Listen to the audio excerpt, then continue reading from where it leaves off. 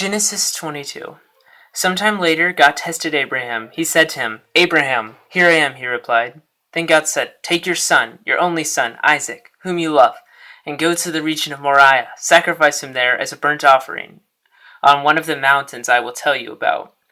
Early the next morning, Abraham got up and saddled his donkey. He took with him 2 of his servants and his son Isaac. When he had cut enough wood for the burnt offering, he set out for the place God had told him about. On the 3rd day, Abraham looked up and saw the place in the distance.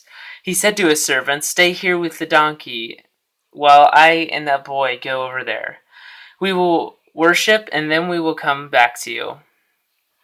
Abraham took the wood for the burnt offering and placed it on his son Isaac, and he himself carried the fire and the knife. As the 2 of them went on together, Isaac spoke up and said to his father Abraham, "Father?" "Yes, my son," Abraham replied. "The fire and wood are here," Isaac said, "but where is the lamb for the burnt offering?" Abraham answered, "God himself will provide the lamb for the burnt offering, my son." And the 2 of them went on together.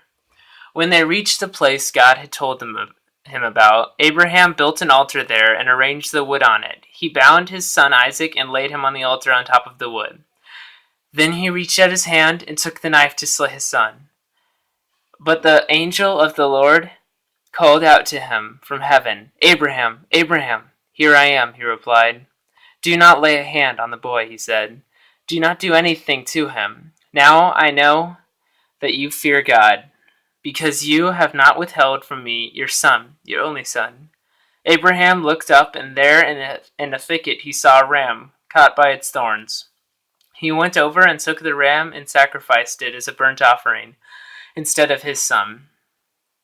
So Abraham called this place "The Lord will provide." And to this day it is said, "On the mountain of the Lord it will be provided." The angel of the Lord called to Abraham from heaven a 2nd time and said, "I swear by myself, declares the Lord, that because you have done this and have not withheld your son, your only son, I will surely bless you and make your descendants as numerous as the stars in the sky and as the sand on the seashore.